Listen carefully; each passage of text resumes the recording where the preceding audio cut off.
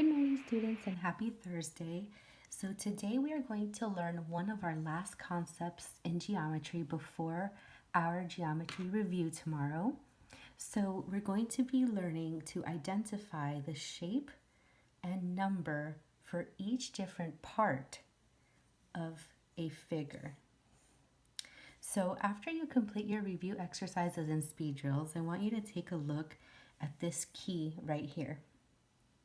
So you're going to take a look at these different cubes and prisms. Here we have a cube, and here we have a rectangular prism, and here we have a triangular prism. So you're very used to seeing these shapes in 2D, which just means flat on a paper. So I'm going to just draw a few 2D shapes. And we've been learning about how to discover the area and perimeter for these shapes, but this would be just 2D, a square, a rectangle, and a triangle. But here we have them in 3D. A cube, just a 3D square, in a sense. Rectangular prism, a 3D rectangle. 3D triangle. So when they're rectangular and triangular, we call them prisms. And these have names, which we just went over, faces, edges, and vertices. And we're going to talk about that because that is what your assignment is for today, for the most part. Then we have a triangular pyramid and a square pyramid. So you're most likely used to seeing a square pyramid in real life, which means that the base of the pyramid actually has 4 vertices or points and 4 edges. But there's also a triangular pyramid which has just 3 at the base. Here we have a cone, cylinder, and sphere, and these have circular. So these two have circular bases, and a sphere is a complete round 3D circle, which would be like a ball, the sphere. So there's a few hints here. Cones and cylinders do not have straight edges, and we're going to talk about what that means. So the first thing that I want you to identify is the face. And the face is going to be the flat parts of your shape. So these wide, flat, I would call them planes, for example. Those are the faces. So if we were to count the faces on a cube, we would count 1 for the top, 2 for the side, 3 for the bottom, 4 for the opposite side, and then 5 for the side facing us, and 6 for the side facing the opposite way. So 6 faces. These, which I'm going to color in an example of. Then I want you to identify the edges. So the edges are going to be where the 2 faces meet, or more than 2 faces in this case. So these lines, you may call them, let's say, the sides or the lengths. These are the edges, which are in dark purple. And if we had to go ahead and count the edges of the cube, we would count 1, 2, 3, 4, which would make up the first square facing us, and then 1, 2, 3, 4 for the ones that are facing the opposite way, and then another 4, 1, 2, 3, 4 for the square in the back. So the 4 plus the 4 that lead to the back and the 4 in the back give you 12. 12 edges. And we're all focusing on the cube right now. And then for the vertices are where each part of the edges meet. So these points right here. So the sharpest points. So here on our cube, we have the 4 points on the top, if you're counting from the top, and then the opposite side. So I would say every single point that meets, and every cube has 8.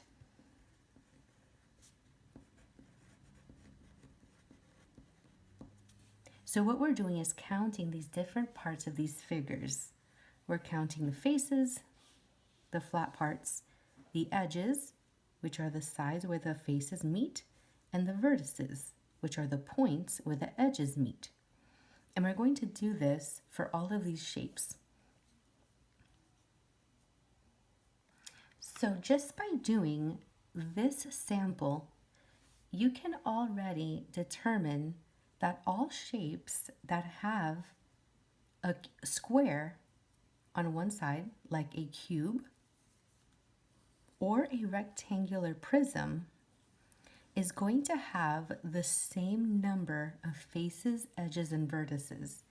So as we do number 1, for example, we have a rectangular prism because it is not a perfect cube where each face and edge is the same length. We obviously have some longer. So it's a little bit long, but I'm going to fit it in here. Rectangular prism. That would be the name. All the names are on top of the shapes. For faces, we have 6 faces, just like on a cube. It's just that some of them are longer. So 6, 12 for the edges, 8 for the vertices. So anytime you have a squared figure, cube, rectangular prism, you're going to have 6 faces, 12 edges, 8 vertices. Now here, we're going to match which shape is it. Is it a rectangular prism? Is it a triangular pyramid or a square pyramid? So the best way to decide if it is a triangular pyramid or a square pyramid is to look at the base, as we said before. So if the base is a triangle on the bottom, so I'm going to shade it so you can see, it's a triangular pyramid. If the square is the base, it's a square pyramid. So here for our first sample, or our second sample, I mean, we have a square for our base. So we can determine that this is a square pyramid.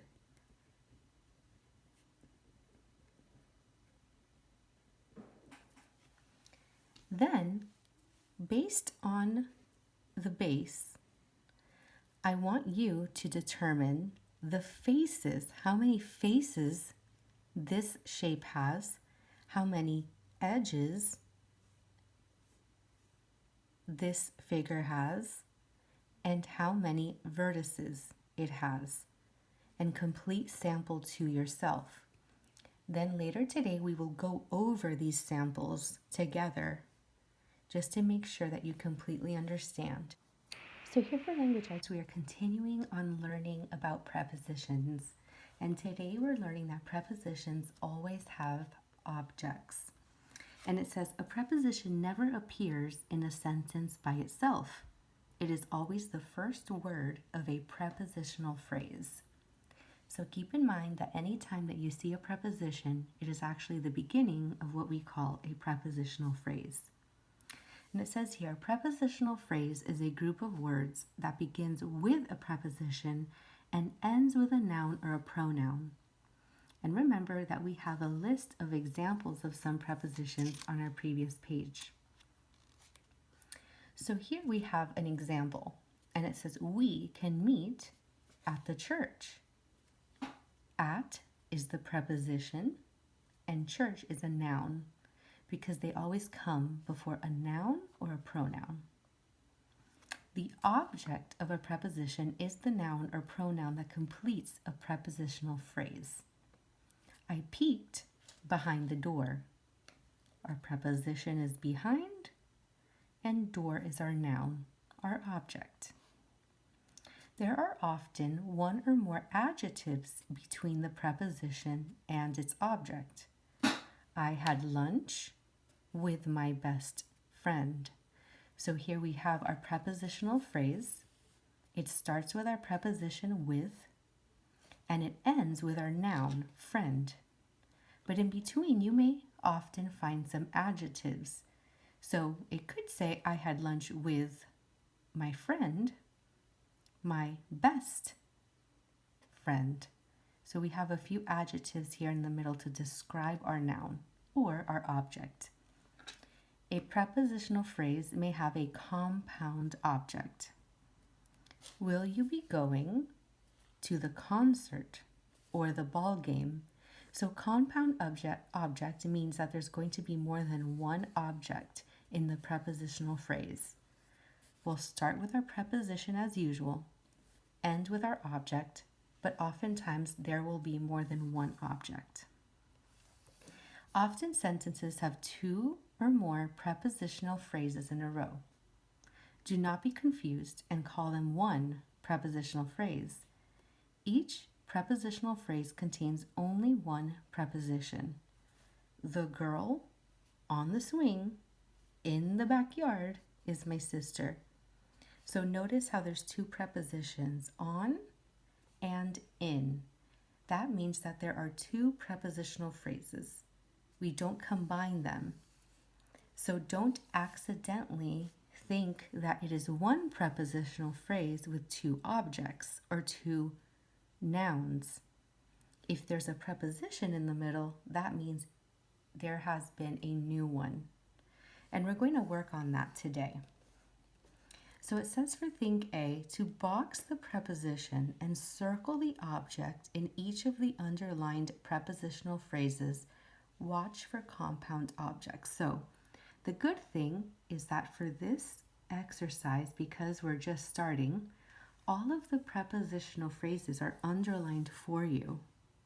So all you have to do is circle the objects, box the prepositions. So I'm going to do just one as a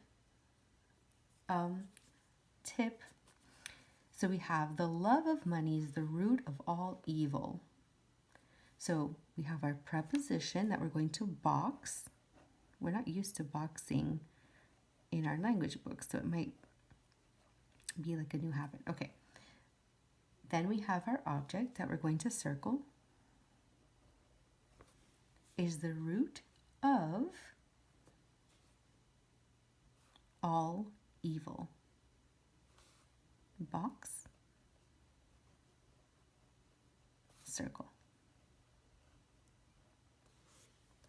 So it says to watch for compound objects, so make sure that if one of these underlined phrases has two objects in it, that you're also circling both. So here for your last spelling assignment for lesson 24, our review lesson. You're going to use content words from chapters 19 through 23, which are listed here, to complete this shape box. So you've done shape boxes before. You're just going to determine the shape of the letter and fill in the boxes. Make sure that if you have an I, they're dotted, which it clearly shows, and that if you have long letters, they're always in the long boxes. And if they're long down, you can't just squeeze them into the upper boxes.